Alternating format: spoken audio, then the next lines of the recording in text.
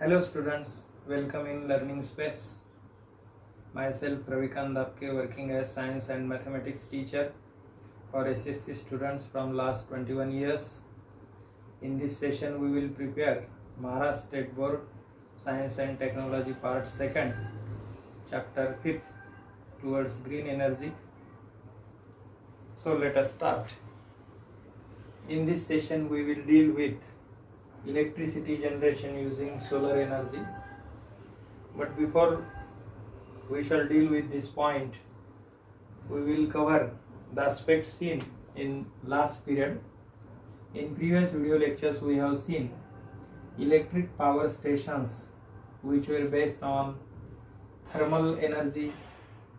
Second type of thermal power after thermal is nuclear power station and natural gas. Also we have seen hydroelectric power station and how to generate electricity using wind energy as far as non-conventional energy sources are concerned. In these techniques or in these power stations there is use of principle of electromagnetic induction, EM for electromagnetic induction. An electric generator was used in all these power stations. Those are written in blue ink. But here in today's session we will deal with solar energy, and solar radiation are firstly converted into thermal energy, and that thermal energy is given to turbine generator system as it was given to these previous techniques. And first one is how to use direct solar power to electric energy. We shall start now. These are the solar radiations. They are used directly as DC nature electricity, and how solar radiations are converted into electric energy is by solar photovoltaic cell.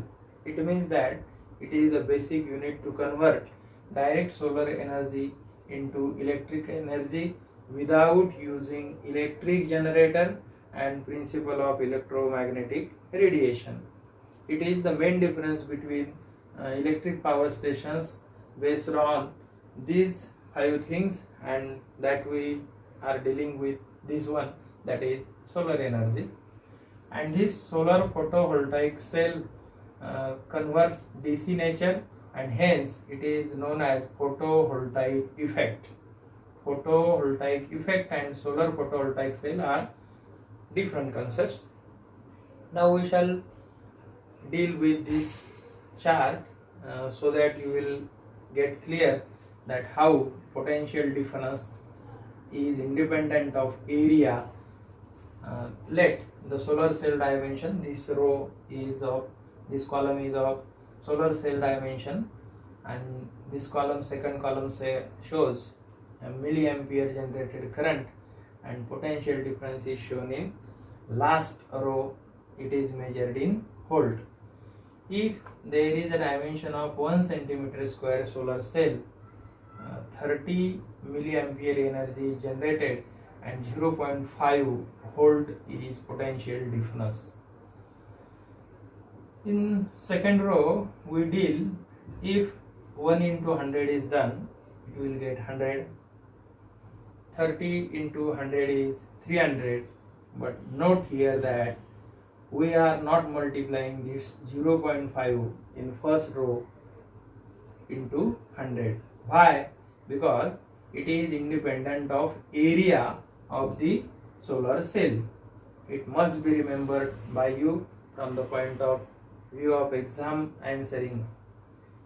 And now we shall deal with how solar cells are connected. From this chart we know how is the area and how the current is generated. There are two systems to connect solar cell: series cell or parallel cell, and this series arrangement or parallel arrangement makes solar cell as a solar panel.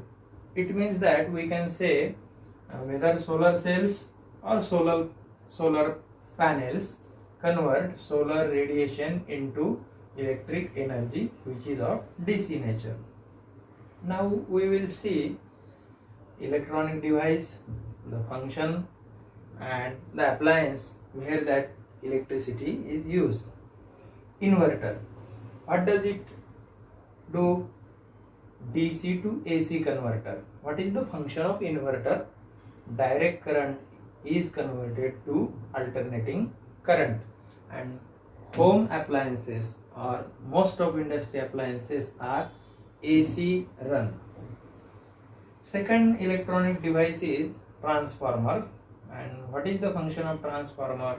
It controls voltage and current levels.